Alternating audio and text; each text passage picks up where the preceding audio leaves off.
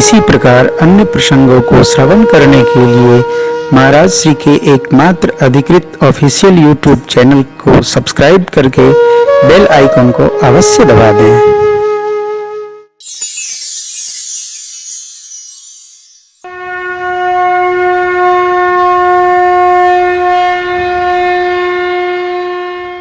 जैसा मार्ग भरत जी को देखकर हो गया, वैसा मेरे राम जी को देखकर नहीं भया था। क्यों? प्रभु तो वन की ओर जा रहे हैं, परंतु भरत जी राम जी से मिलने जा रहे हैं। दोनों की यात्राओं में ये मूल अंतर है। भगवान वचनानुसार वन में जा रहे हैं और भरत जी कहाँ जा रहे हैं? राम जी की ओर जा रहे हैं। वो तो त्रेता की कथा है। आज भी जो भगवान की ओर चलता है, प्रकृति उसकी सहयोगी बन जाती है।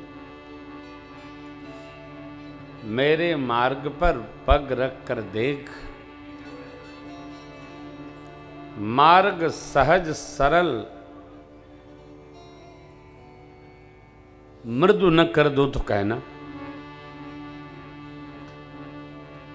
मार्ग में अवरोधक आए, उसे बेहाल न कर दो तो कहना। अरे चल तो सही, मैं तेरे साथ वालों को भी निहाल न कर दूं तो कहना। भगवान कहते हैं चलो तो। जो चलते हैं उनका ये अनुभव है। भगवान ने जिनको देखा अथवा भगवान को जिन्होंने देखा था, वो सब परम पद के अधिकारी भय रहे। लेकिन जिन्होंने भरत का दर्शन पाया, उनको तो आवागमन से मानो मुक्ति प्राप्त हो। भगवान भरत के प्रेम के वशीभूत हो जाएंगे, क्योंकि भरत जी का जो प्रेम है वो अवर्णनीय है। भगवान तो भक्तों के प्रेम में अपनी बात तोड़कर भक्तों के भाव का रक्षण करते हैं। अस्तु देवराजेंद्र घबराए, सोचने लगे जिस बेहवलता से भरत जी जा रहे हैं, कहीं राम जी इनके प्रेम को समझकर वापस अयोध्या न चले आवें तो हम सब देवताओं का क्या होगा।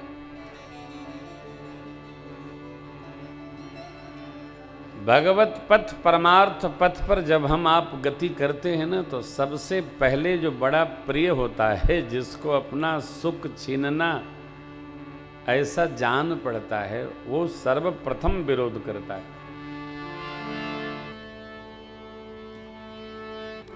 पहले पहले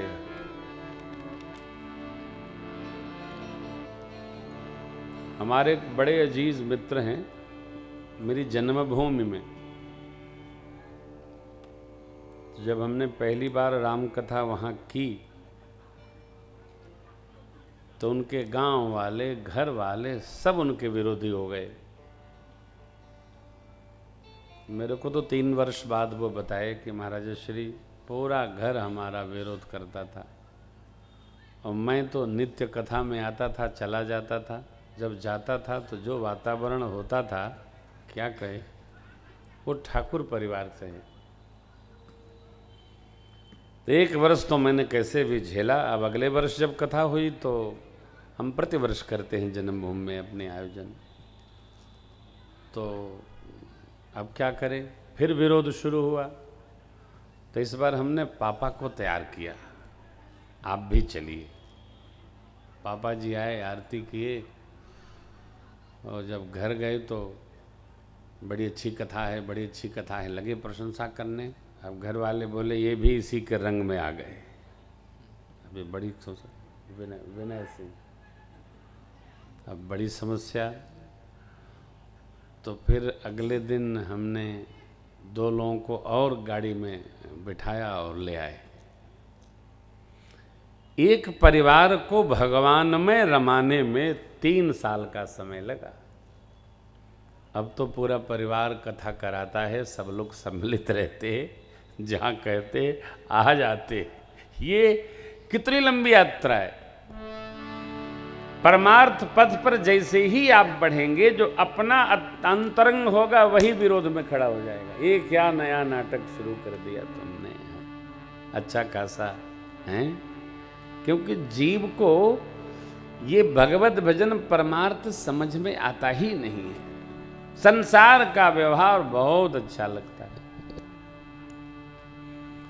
उसके अनुकूल भी है, उसके भाव का है, उसके व्यवहार का है, उसके विहार का है।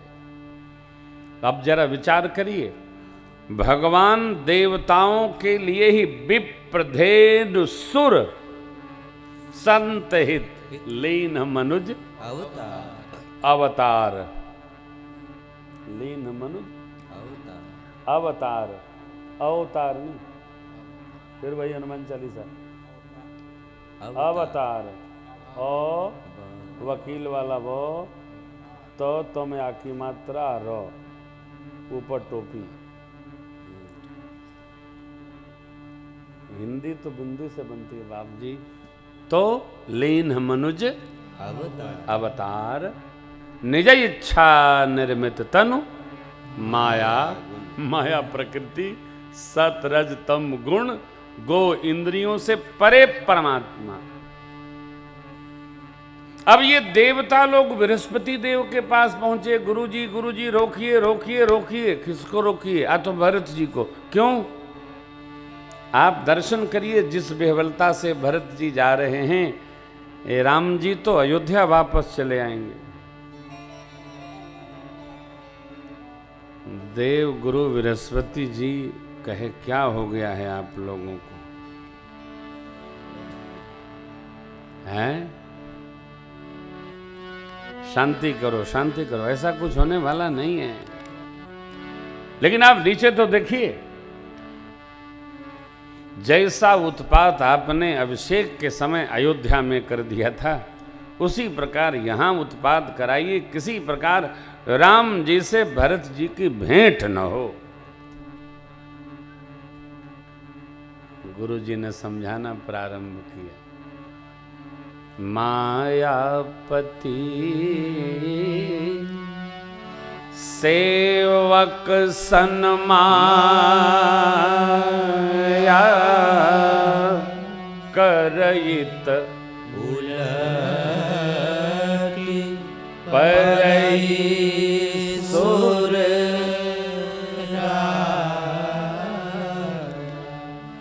हे देवराज, मायापति के सेवक हैं भरत जी,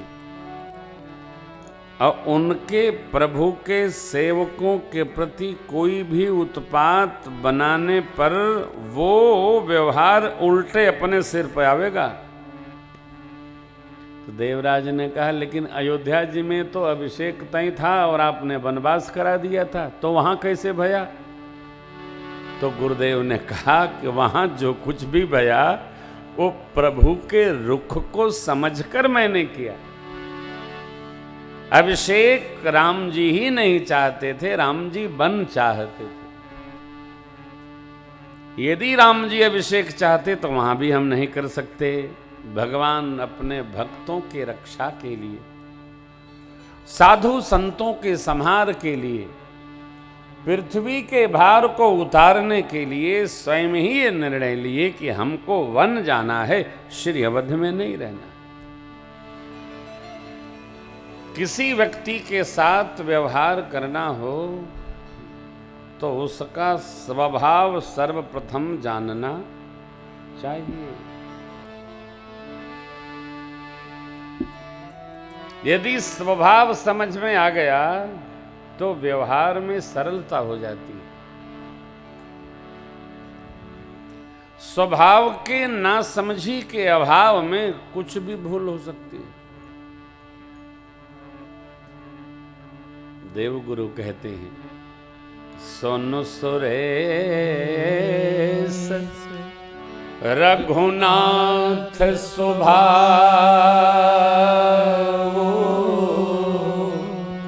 निज अपराध रिसाही न जो अपराध भगत कर कर राम रोष पावक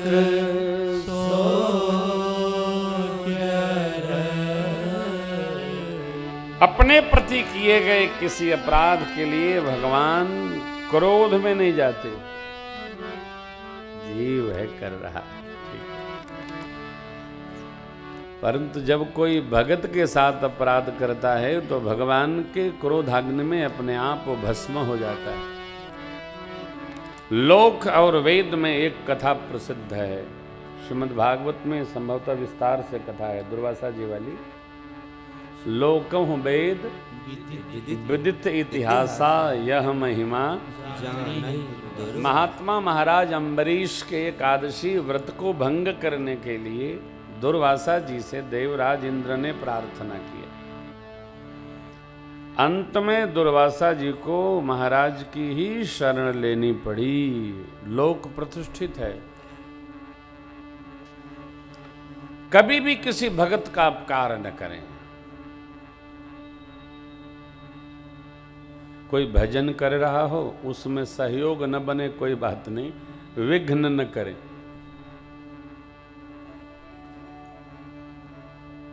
क्या क्या कब कैसे वो कर देंगे इसको कोई जानता नहीं है। भगवान की बड़ी विचित्र महिमा है। कभी भी किसी भगत का निरादर न करें। भगत की हानि करना है इसका चिंतन भी न करें। जो भरत जैसे भक्त को नहीं समझ पा रहा है तो वो प्रवचन क्या समझेगा। देवराज इंद्र ने कहा, जब संशय कहा तो गुरुदेव भगवान बृहस्पति यह समझा रहे हैं कि आप अपने स्वार्थ के बस में हो, इसलिए भरत जी में ये बात आरोपित कर रहे हो। भरत जी भगवान से मिलने नहीं जा रहे, भगवान ही भरत जी से मिलना चाहते हैं। भगत क्या मिलेगा हो। भरत जी जा रहे हैं ऐसा नहीं, भगवान उन्हें बुला रहे हैं इसलिए भरत जी जा रहे हैं। हम आप कितने व्यस्त हैं।